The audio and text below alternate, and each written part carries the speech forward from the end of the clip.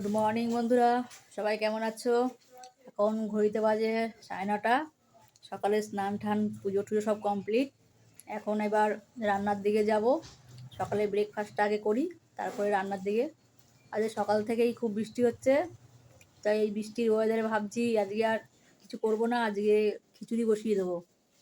চলো আজকে তোমাদের দেখাচ্ছি খিচুড়ির জন্য কী কী নিচ্ছি। চলো, এখানে খিচুড়ির জন্য আমি নিয়েছি গোবিন্দভোগ চাল, ডাল, আর আমি খিচুড়িটা করব ফুলকপি, আলু, নারকেল, বাদাম দিয়ে।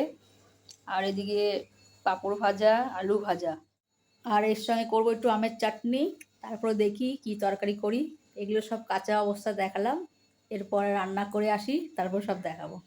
ঠিক আছে, চলো আমার লাঞ্চ রেডি। তোমাদের দেখিয়ে দিই কী কী বানিয়েছি, তোমরা দেখে নাও, দেখে খেয়ে নিও। আজ চলো, আমি বানিয়ে নিয়েছি খিচুড়ি, গন্ধরাজ লেবু, আলু ভাজা, পাঁপড় ভাজা, সঙ্গে একটু ফুলকপি তরকারি করেছি, চাটনি। আর কিছু করতে পারলাম না, আজকে মঙ্গলবার নিরামিষ, তাই ডিম ভাজা আর কিছু হয়নি, মাছ ভাজাও হয়নি। চলো দেখিয়ে দিলাম কি কি বানিয়েছি, তোমরা সবাই খেয়ে নিও।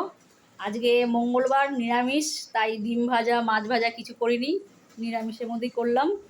সকালে গুড মর্নিং থেকে শুরু করে এখন গুড আফটারনুন সবাইকে জানিয়ে দিলাম। তোমরা সবাই খেয়ে নিও। টাটা, বাই, শুভ দুপুর।